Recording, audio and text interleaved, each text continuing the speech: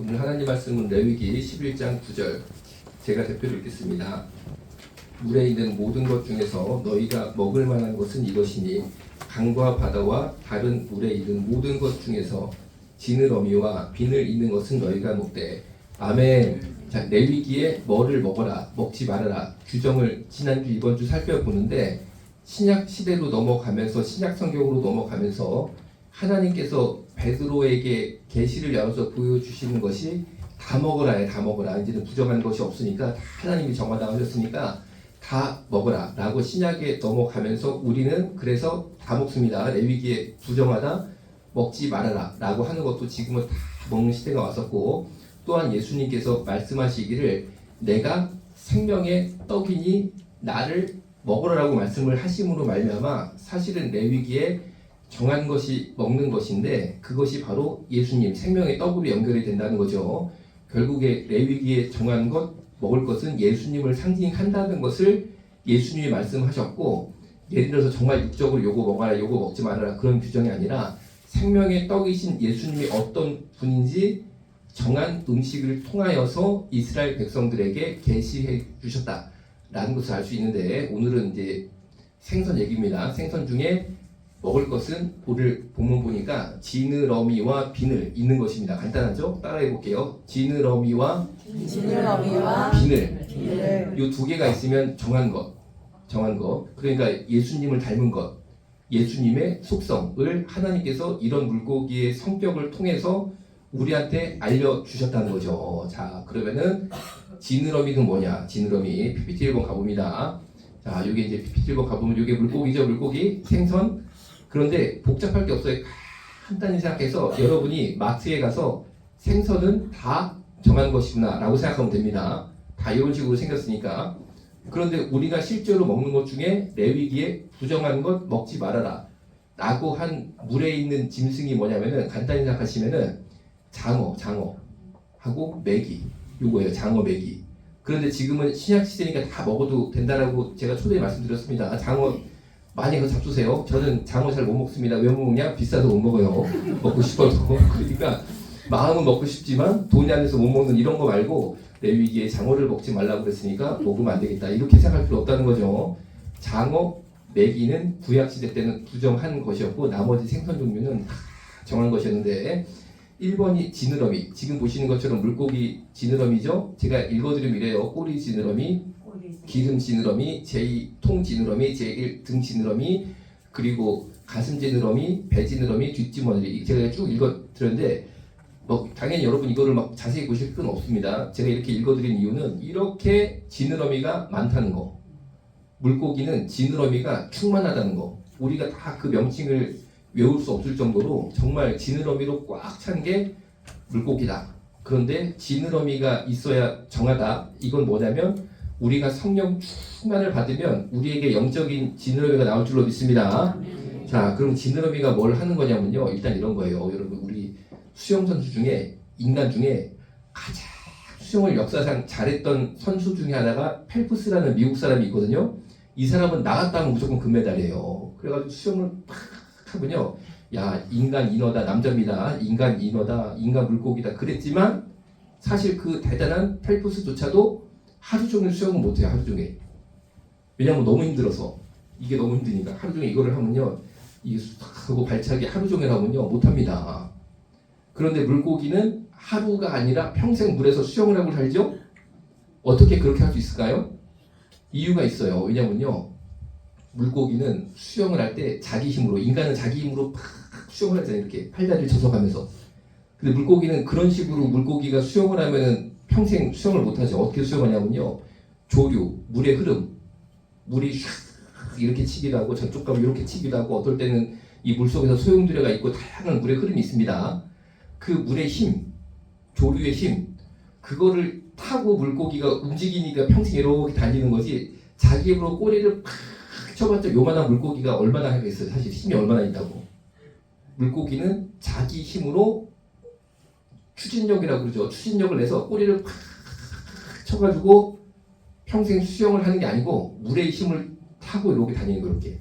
마치 여러분 우리 파도 타기 하는 거 있죠? 파도가 확 치면 인간이 이렇게 무슨 이렇게 대 같은 거 하나 올려놓고 파도를 타잖아요. 그런 식으로 물고기가 이 안에서 물 힘을 타고 막 다니는 거예요. 그런데 물의 힘을 탈 때 방향을 잘 잡아야 되죠. 물고기가 내가 여기로 가고 싶다, 절로 가고 싶다. 내가 물고기가 된 것 같네 갑자기 기분이. 내가 여기로 가고 싶다, 절로 가고 싶다 그럴 때 어떻게 시작하느냐? 바로 이 지느러미가 온몸에 꽉 차가지고 순간 샥샥 조여가지고 방향을 딱 잡아요. 힘은 물이 밀어줘. 방향은 내가 짜자작 잡아. 그래서 지느러미 있는 물고기는 수영을 잘합니다. 수영을 잘합니다. 그런데 반대로 지느러미가 없는 물고기가 대표적으로 장어죠. 장어. 그러니까 장어가 이제 먹으면 안 되는 거죠. 장어는 어떻게 하냐면요. 쉽게 말하면은 물 힘을 쫙 타고 샤샤샥 요게 안 돼. 그래가지고 지느러미 없는 물고기들은 주로 강 바닥에 숨어 삽니다. 이렇게 수영을 안 하고 돌틈 혹은 진흙 있잖아요. 그런데 푹 박혀가지고 숨어 사요. 숨어. 그러다가 먹을 게 똑 떨어지면 그거를 얼른 탁 잡아먹고 이렇게 삽니다. 이렇게. 자, 이게 멀티한 것이냐? 지느러미 있는 게 정하다는 것은 신자는 하나님의 자녀들은 성령님의 역사, 성령님의 바람, 성령님의 힘을 의지해서 살으라는 거예요. 의지해서. 내 힘으로 살라고 그러면 장어 되는 겁니다. 장어. 영적으로 저 윗바닥에 처박혀가지고 팍 이러고 사는 거예요. 눈치 보고. 눈치 보고. 그런데 지느러미가 기도하면서 충만하게 쫙 난 성도들은 그냥 이 성령의 바람을 타고 샥 그냥 막 이게 막 살 수 있는 거예요. 막 살 수 있는 거예요. 그냥 여러분 다 성령님의 능력을 따라 성령님의 힘을 받아서 사시는 지느러미 충만한 저 여러분 모두 되어야 될 줄로 믿습니다. 자, 이제 PPT 5번으로 바로 넘어가 볼게요. 자, PPT 5번은 뭐냐면은 우리 내면을 예수님으로 꽉 채우면은 예수님으로 나의 내면을 꽉 채우면 영적인 지느러미가 하나 둘 생기기 시작해서 점점 그 결과가 뭡니까? 성령님의 역사를 따라서 하는 게 쉬워진다는 거죠. 그러니까 여러분들이 이 안에를 말씀으로 꽉 채우고 예수님으로 채우시면 자연스럽게 없던 지느러미가 하나 둘 생기더니만 세상 유혹과 풍파에 흔들리지 않고 영적 목적지를 향해 잘 성령의 인도하심을 받아서 갈 수 있다라는 겁니다. 그래서 시편 119편 111절에 쉬운 성경, 현대인의 성경은 이렇게 돼 있어요. 주의 말씀은 나의 영원한 재산이며 내 마음의 기쁨입니다. 따라해 보겠습니다. 주의 말씀은 나의 영원한 재산이며 내 마음의 기쁨입니다. 집, 사업, 땅, 예금 이런 게 사실 왜 필요한가 가만히 생각해 보면요. 집, 사업, 땅, 예금 이런 게 재산이죠. 재산이 되니까 일단 필요한 거죠. 그럼 재산이 왜 있어야 되느냐? 내가 어려운 일 당했을 때 이 재산을 이용해서 병원비도 내고 사건도 해결하고 어려운 일도 정리를 하고 그래서 이런 재산이 필요하다라는 인식이 우리 인간들에게 보편적으로 있고 또 다른 경우는 재산이 많아지면요. 집, 사업이 잘 되고 땅도 많아지고 예금도 막 많아지면 마음이 기쁘다는 효과도 있다는 거죠. 그러니까 재산이 많기를 바라는 인간의 속성은 1번 안전에 대한 갈망.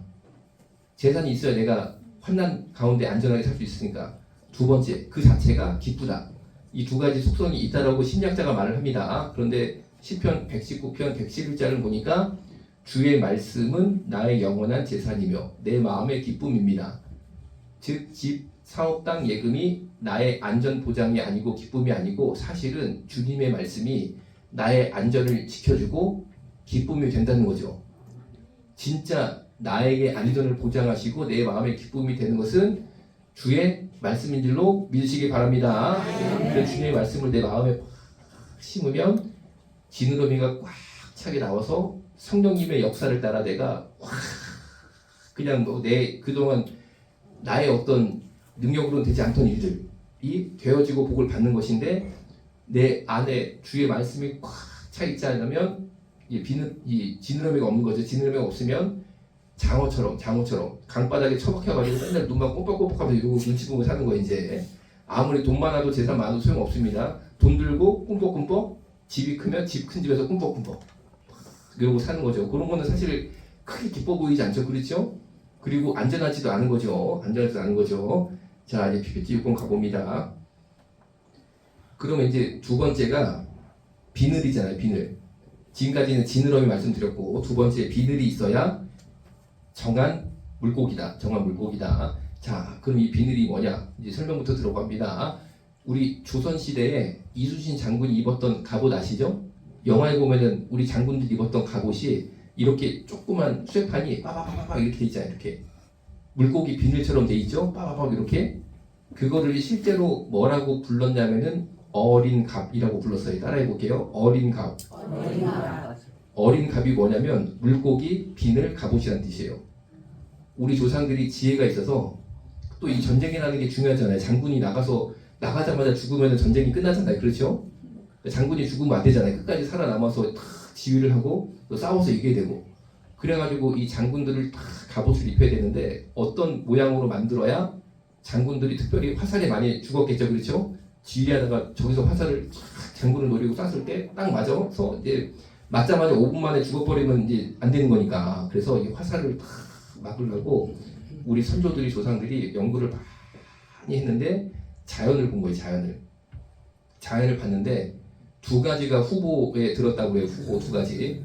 1번 거북이 튼튼하죠. 그렇죠? 거북이 등껍질 통판으로 쇠를 만들어서 가슴에다가 매다는 거 이런 식으로 통판으로.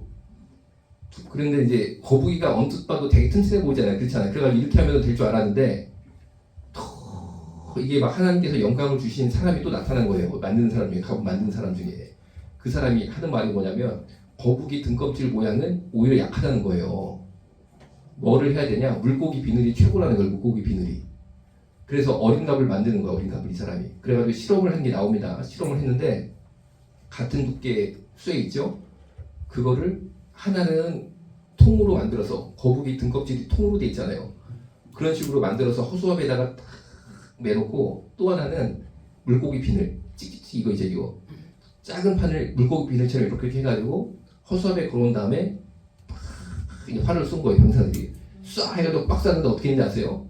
거북이 등껍질 하나 통으로 된 새는 화살이 다 깨고 들어가. 그거로 이순신 장군 입었으면은 초장에 돌아가셨어 진짜로. 그런데 어린 갑 있잖아. 어린 갑 물고기 비늘 짜자짜자 이거 팍 쏘니까 화살이 하나도 못 들어. 왜 그러냐면요. 이런 거예요. 이게 화살도 쎄잖아요. 화살도 쎄. 쎄하고 쎄하고 탁 부딪히는 거잖아요.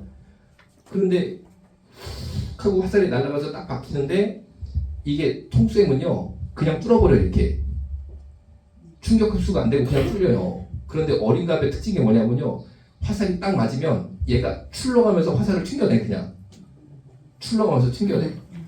하여튼 그것 때문에 여러분들이 제가 어떻게 보면 이 외적으로부터 그리고 저기 북쪽의 오랑캐들로부터 조선을 지킨 지혜가 오늘 이 비늘의 지혜라는 거예요. 비늘의 지혜.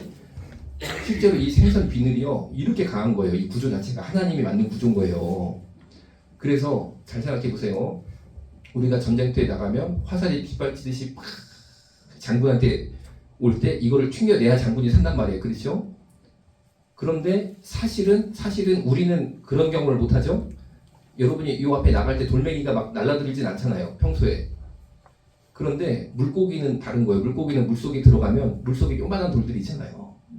또 나뭇가지 부러진 거 있잖아요. 그게 조류를 타고 맨날 확 물속을 막 이렇게 다니는 거예요. 지나가는 거예요.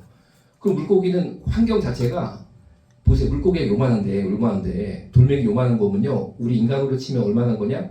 이만한 짱돌이 맨날 막 날아다니는 여기저기서 막. 물고기가 되게 힘들게 사는 거예요. 사실은. 그런데 이걸 계속 피할 수는 없잖아요. 물고기도 수영을 해야 되니까. 그래가지고 많이 맞고 사는 거야. 평생. 그래서 구조가 튼튼해야 돼요. 상처가 나면 안 돼요. 그래서 하나님께서 비늘이라는 하나님의 작품 어린 갑이죠. 이거를 물고기한테 주셔가지고 물고기는 맨날 돌멩이 맞고 사는데 끄떡이 없습니다. 그런데 비늘이 있는 물고기가 정하다라는 것은 우리가 육적으로는 예를 들어서 맨날 돌멩이 나한테 날아오고 화살 날아오고 이렇진 않죠. 우리 사는 삶이. 그런데 영적으로 보면은 마귀가 맨날 우리한테 화살을 쏘는 거예요. 화살을 팍 쏴가지고 욕심을 심어주기도 하고 탐욕을 심어주기도 하고 거짓말 혹은 팍 나쁜 생각 이거를 계속 막 그냥 막 마귀가 이 불화살을 쏴가지고 우리를 맞추는 거예요. 계속. 그런데 우리가 이거를 충겨내야 될 줄로 믿습니다. 충겨내려면 어떻게 하느냐? 영적 비늘이 우리한테 나야 돼요. 영적 비늘이. 그래서 말씀으로 충만하게 내 내면이 예수님으로 충만해지면 영적인 비늘이 충만하게 덮여서 마귀의 화전, 불화살 공격을 다 튕겨내고 그것이 정하다는 거죠. 정하다는 것. 자, 두 번째로요. 이 비늘이 또 어떤 게 필요한 거냐면은 예를 들어서 세균, 바이러스, 물속에 세균, 바이러스가 엄청 많은 거 아니에요. 그렇죠? 물속에 세균, 바이러스가 엄청 많은데 물고기가 어떻게 감염이 안 되고 사냐면은 비늘이 많이 막아준다고 그래. 비늘이 많이 막아줘. 세균, 바이러스를. 세균, 바이러스가 물속에 계속 있는데도 안전하게 물고기가 감염되지 않고 사는 이유가 비늘이 세균, 바이러스를 막아준다. 이걸 영적으로 해석하면 어떤 거냐면 우리가 살고 있는 시대에 세균, 바이러스, 영적인 세균, 영적인 바이러스가 항상 있고 많이 있다라는 거죠. 예를 들어서 세상 문화, 그리고 세상의 안 좋은 풍습들, 그런 것과 항상 우리 가운데 영향을 미치고 있다는 거죠. 우리 주변에 있다는 거죠. 그런데 이거를 차단시켜야지만 우리가 살 수 있는데 우리 안에 예수님으로 충만하면 영적 비늘이 우리를 쫙 덮어주셔서 세상 문화 안 좋은 영향, 풍습으로부터 우리를 지켜주실 줄로 믿습니다. 그래서 야고보서 1장 27절에 보니까 하나님 아버지 앞에서 정결하고 더러움이 없는 경건은 곧 고아와 과부를 그 환난 중에 돌보고 또 자기를 지켜 새 속에 물르지 아니하는 그것이니라. 자기를 지켜 새 속에 물르지 아니하게 하는 것이 바로 영적인 비늘, 깨끗한 물고기. 그게 바로 저와 여러분의 정한 영성이다 라는 거죠. 자, 이제 PPT 7번 가봅니다. 자, 그러면은 부정한 물고기, 부정한 물에 사는 짐승은 간단히 말하면 장어 메기예요. 장어 메기.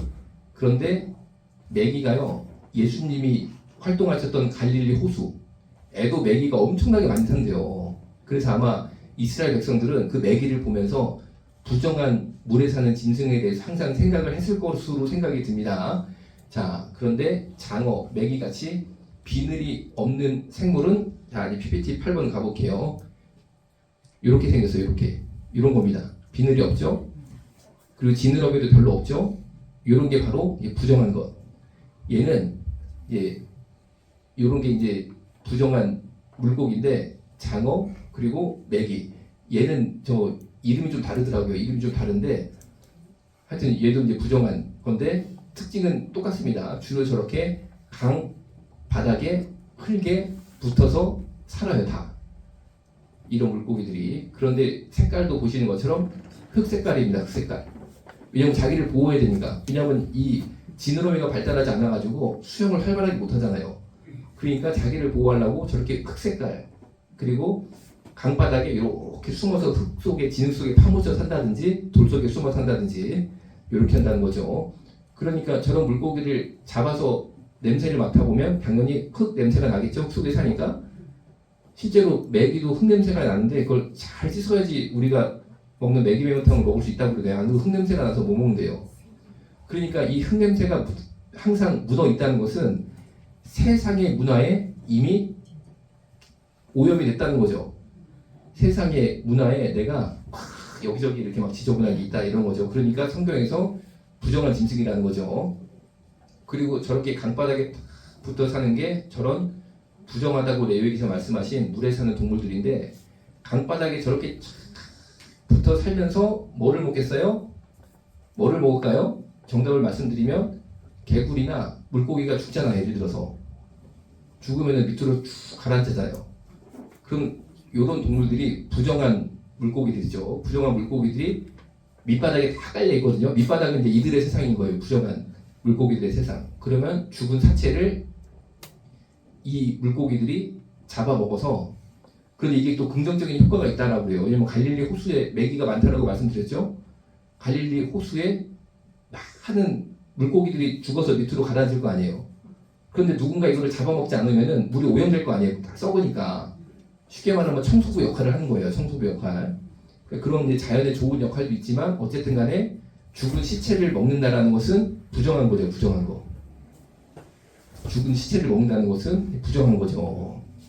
그래서 이런 물고기들이 이제 부정하다라는 겁니다. 이제 PPT 7번으로 가봅니다.